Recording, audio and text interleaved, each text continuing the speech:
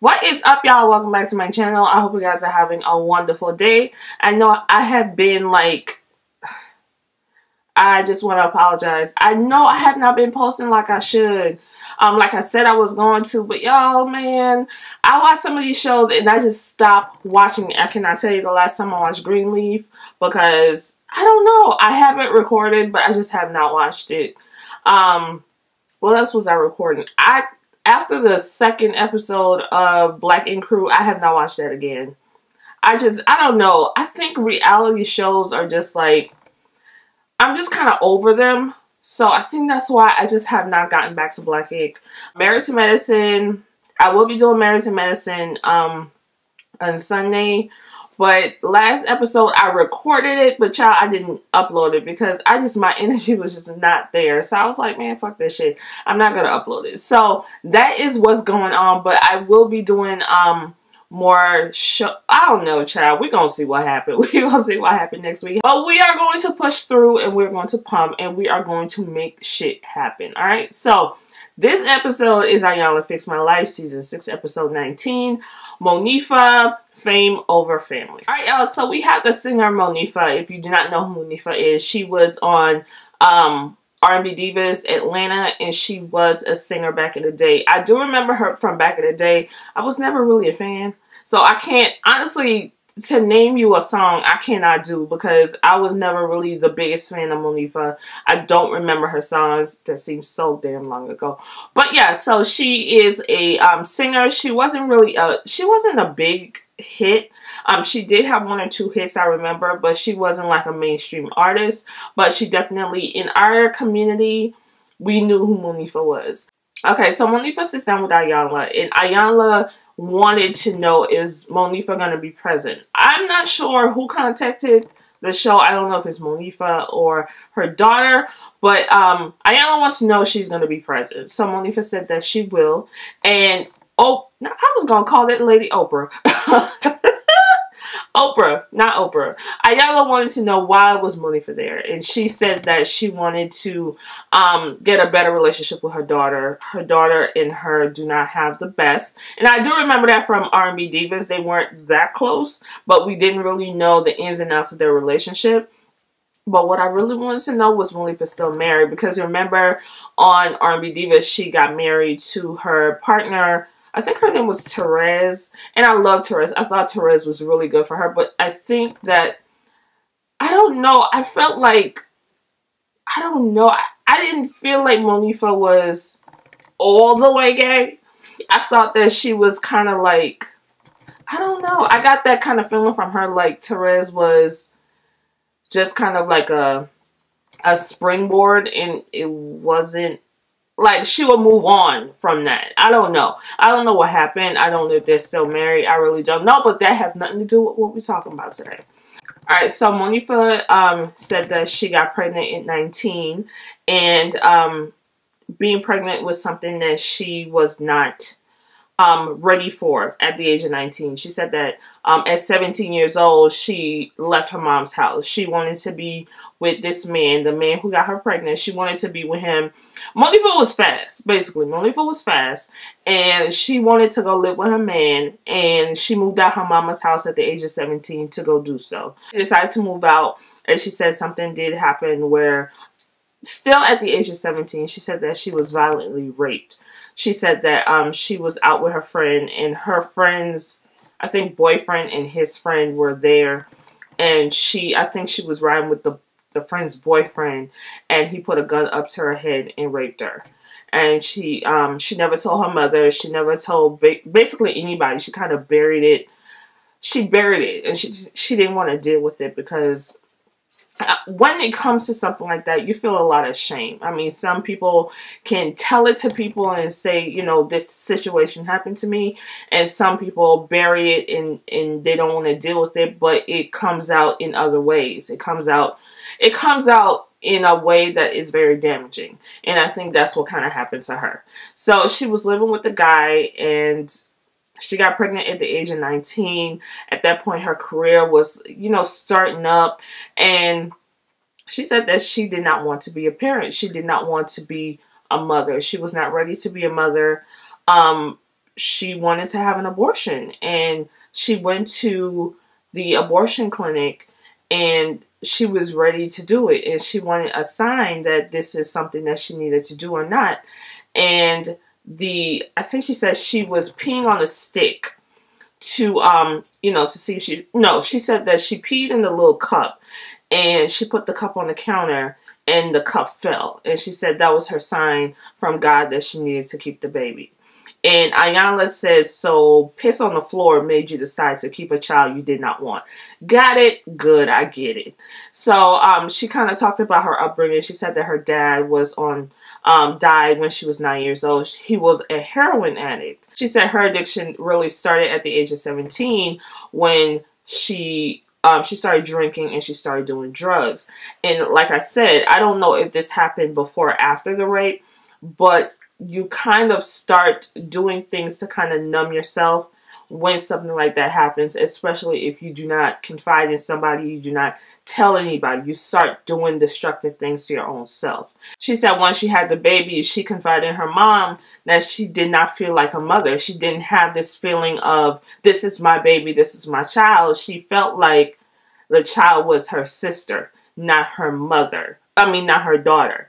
And yeah, I mean, you're at the age you are, you're 19 years old. You don't want a kid. You have a kid and you just have no connection with this child whatsoever. So her mom raised her daughter while she went out and followed her career. She said that she was barely there for her daughter. Her daughter was always with her mom, and she never really had a connection or a relationship with her daughter like a mother and daughter. So now she said her relationship with her daughter is like her daughter tolerates her and she just allows her to live her life, keeps her her daughter kind of keeps her at arm's length, but she wants to have that close connection with her daughter that she missed out on. But I don't think she's realizing that, okay, this woman, her daughter is a woman now. This woman is grown. You never had that connection when she was younger. You can't possibly think that you can just come into her life and be the mom that she always wanted. I mean, that's just unrealistic, especially coming from her daughter's standpoint. I wanted a mom when I was a little girl. I wanted a mom. I wanted my mom to be there. I wanted my mom to love me, and you didn't do that. So why would I allow you to do that now? I don't even fucking know you. I mean, that's what I would think if I was in a situation like this. All right, so Iyanla sits with Akime. Okay, Iyanla sits with Akimi, I think that's her name. Alright, so Iyanla sits with Akimi, and she's a beautiful young lady. She definitely has grown up from what I remember from R&B divas. But Iyanla sits with her, and she seems like a really pleasant young lady. Akime said that she builds a wall up when it comes to her mom, and she tries to feel comfortable around her. She said that when she was 10 years old, she moved in with her mom, and she was basically afraid of her because her mom would sometimes blow up. Her mom was not affectionate. It was like her mom tolerated her, you know, and I think that's why she tolerates her mom. She said that she did not feel comfortable in the house, and she just did not feel comfortable with her. So now as an adult, she kind of keeps her at arm's length because she's basically afraid of her. She said that she's afraid of her mother. So Iyanla gave them homework before the show even started, and when Monifah came in, it was like a book, a journal book or something, and Monifah had like 10 pages of notes and thoughts and feelings and stuff like that. But Akime, she only had like 1.5 pages. So Iyanla said that she's kind of disconnected from the whole situation, especially with her mother. And I noticed with her, Iyanla noticed it too, that when she's talking about her mom, her voice goes really low and she doesn't really speak up. And then I noticed that she laughs a lot when it comes to talking about her mom. She just like that kind of nervous laugh, don't want to say too much. So she's kind of laughing it off that kind of way. And at first I was like, bitch, why the fuck you laughing? It's not that funny. But then I realized this is her defense mechanism. Like, she laughs in order to not show the pain. And I think that she had to probably do that all her life. So that's what she's used to doing. And living with her mom, she realized that this is a woman that she didn't know. And she said her mom didn't really invest the time to have a relationship with her. And she said her mom made her feel stupid because her mom would call her stupid all the time. So she kind of like has that kind of weight on her shoulders as far as, you know, she doesn't want to do anything too wrong because she doesn't want somebody to feel like she's stupid. So Iyanla asked her, you know, did your mom have conversations with you? Like, did you guys talk about sex and all that? And she said she did not learn about sex from her mother or anybody else. She learned about it through porno. That's how I learned. I ain't gonna lie. That is how I learned, along with friends, but nobody in my household told me anything. Other than don't get your ass pregnant. Don't come in my house pregnant. But other than that, I didn't know anything. So I watched porn. I ain't gonna lie. I watched porn and my friends, and you know, that kind of talk from friends, they don't know shit. You don't know shit, so you get the wrong shit. So she said she learned from porn, and at 16 she got pregnant. And she said that you know, she was scared. She didn't know what to do. And she told her boyfriend, and they decided to go to the abortion clinic. And basically the same thing happened to her mother.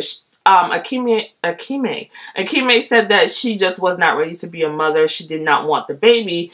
And that is the same thing that her mother did, but her mother decided to keep her versus abort the baby. So she said that she told her mother what happened, and they went to the clinic and she had an abortion. Iyanla asked her, you know, okay, so after the whole abortion, did you and your mom ever have a conversation about your experience, about what's going on, about sex? She said no. Her mom never talked to her about it. She just kind of went along in the world with the information that she had, which was nothing. So nobody talked to her. Her mother never talked to her. And she just, you know, that's just the way the cookie crumbles, basically.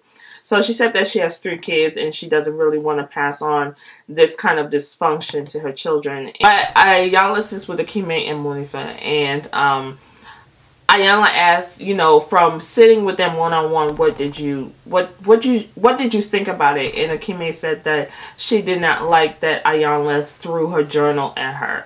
And they did show the replay where Iyanla kind of threw the journal in her lap. She wasn't throwing it at her, but she just kind of threw it, you know, like, girl, get your act together type of way. And she said she felt very disrespected and she felt stupid because of that. And she did not like that and she wanted to say something. And Iyanla said, so out of everything that's going on, me throwing a journal at you made you mad. You could tell me, but you can't tell your mom how you feel towards her. So, I mean, it was kind of, I understand. You don't, you know, you feel disrespected. I think because her guard was so up when Iyanla did what she did, she kind of, you know, got in her feelings a little bit. I mean, I just didn't think it was like she was trying to aim it at your fucking head or anything. But I think that, you know, just doing something like that, it was another instance in where she felt stupid. You hear you're stupid so many fucking times, especially growing up, you start to think that something may be wrong with you. So I think that when Iyanla did what she did, it kind of solidified that, you know, she probably thinks I'm stupid too. Sorry, my dogs. She said that the feeling of stupidity basically came from her grandmother, because her grandmother had low patience with her in trying to help her with her homework. If she didn't get it right away, her grandmother would call her stupid. And at that point, Monifah started bawling because her mom did it to her as well. So it was, I think she said there was this instance where her mom was younger and the teacher would constantly call her stupid, and then it kind of creeped over to calling Monifah stupid. Monifah. I call her Monifah because that's how we call people back home, so it sounds a little different. Alright, so Iyanla starts with this exercise, and she has some daughter dollars, and these are dollars where if you were invested in, then you get these dollars. So I keep wanting to call her ass Oprah. I don't know why. I've never done that before. But, so Iyanla asked, you know, did your mom ever sing to you? And Akime said, no, she never sang to me. when Monifah was a singer. I mean, you would think that your singer mother will sing to you, but she said no, her mom never sang to her. But Monifah said that her mother sang to her, so Iyanla gave her some daughter dollars. Iyanla asked, did your mom ever tell you bedtime stories? What was your favorite bedtime story? Akime said, no, my mama never told me any bedtime stories. And Monifah said, yeah, my mom would tell me about some bedtime stories. Sleepy Hollow, I don't really know, child, but some bedtime story that her mom would tell her about. So at this point, now all the questions that Iyanla is asking, Monifah had more daughter dollars than her daughter. And I think that was the moment that she realized that Monifah knew that her mom invested in her, but she didn't pass it on to her daughter. And she never invested in her daughter. So the little investment that she did get, the daughter, was from her grandmother. So Monifah starts crying and was really emotional. And Iyanla said, you know, give your daughter a tissue, because her daughter was crying as well. And that showed me a lot. That showed me that Monifah's #1 priority has always been her. And her daughter is sitting over there bawling as well. She didn't even think to try to comfort her as far as giving her a tissue or rubbing her leg. I mean, little subtle moves like that is kind of apparent when it comes to certain things. And she didn't do any of that. Iyanla had to tell her, like, your daughter's crying, give her a tissue. Because she never wanted a daughter, I don't think in her mind, even till now, 2018, I think in her mind she still doesn't realize that she is a mother. She's desperately wanting to be the mother that she's never been. She doesn't know how to be a mother. She knows how to have a child, but she doesn't know how to be a mother. So Akime tells her mom, you know, I'm afraid of you. I've always been afraid of you, because her mom does that impatient thing too when she's impatient with her, and she kind of lashes out at her. And she says she's always been afraid of her. Even living in the house with her, she was afraid of her. She never knew the type of mother that she would get. And Monifah started bawling. And that's it's a hard thing to hear, especially from your kids, that you were a horrible person. You were a horrible mother. And like Iyanla always say, you gotta sit in that hurt. And I'm getting all worked up. You gotta sit in that hurt. And Mo, she definitely did sit in it. It's hard to hear, but sometimes you gotta sit in that shit and let the person say what they gotta say. And fortunately, she was receptive to what her daughter had to say, because I think this is Monifah. I think Monifah realizes that she totally fucked up this child, and this is her fault. Not really her fault, but this is her doing. And she needed to listen to what her daughter had to say, because her daughter never really told her much of how she was feeling. So, Iyanla took Akime to another room, and she told Mo, you know, she has to talk to her one-on-one. Stay right there. So she goes to talk to Akime, and she has some note cards, and she told her to write some words. No, there were some words written down on the note cards, and she told her to take these cards and make sentences out of these words. Once she puts everything in sentences, Iyanla wants her basically to practice saying these words to her mother. And when she's saying them, like one of them is, bitch, you scare me.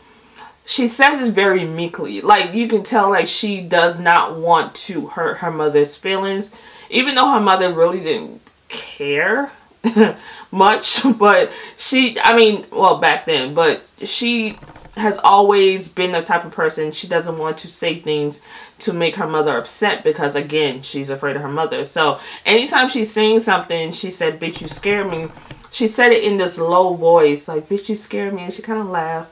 And Oprah, Lord, Iyanla was like, you gotta say it with your chest. Say it with your chest. Say it loud. Tell her that you scare her.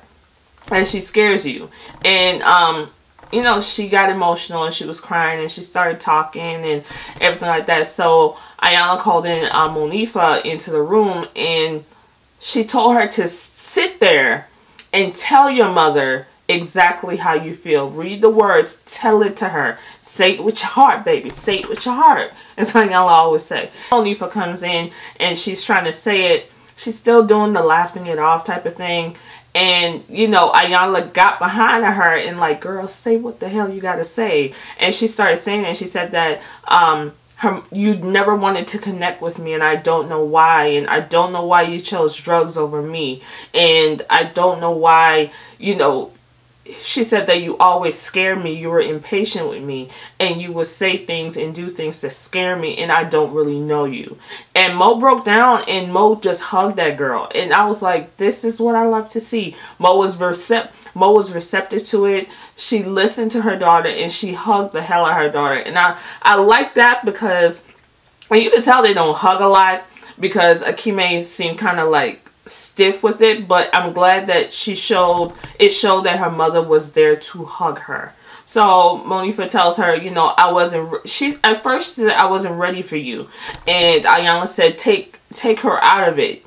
Take her out of it. You have to generalize it. Don't make it about her. But she said, I wasn't ready for a child, and when the child came, I didn't know what I was doing. I didn't know how to be a mom, so I just retreated. And basically, she treated her like a sister versus her mother. And some parents do that. Some parents, especially if they're young parents, technically the grandmother is raising this child, because their child is still young. Their child really don't know the concept of being a parent. So on day 2, they all sit together, and Iyanla wants them to learn each other as adults. The whole thing about trying to be her mother now when you weren't her mother then, cannot be her mother, because the mother that she needed, you weren't that. So you can't try to go back and be a mom now. You can't do that. But you have to be able to, I guess, be connected as women. So she gave Akime Emancipation Proclamation, basically like freeing herself from the enslavement of being her daughter. And she wants to be looked at as a woman with her mother. So Monifah, she said that I understand what you're saying, and it is time for me to let go of the missed opportunity of trying to be a mother. And now we can be friends, and we can learn each other as women, as friends.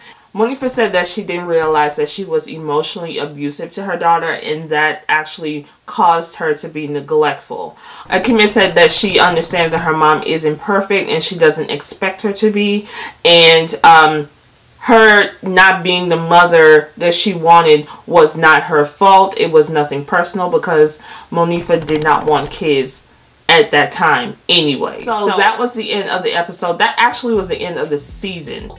So it was a really good episode. I think that they both learned a lot about each other, and hopefully their relationship can move forward and grow. I think they do need, I always say therapy. Black people don't like to go to therapy. A lot of black people don't. But I think therapy is the key to a lot of stuff. I think they need to go to therapy, because they have a lot of, I mean, the shit is not going to be fixed within 1 hour.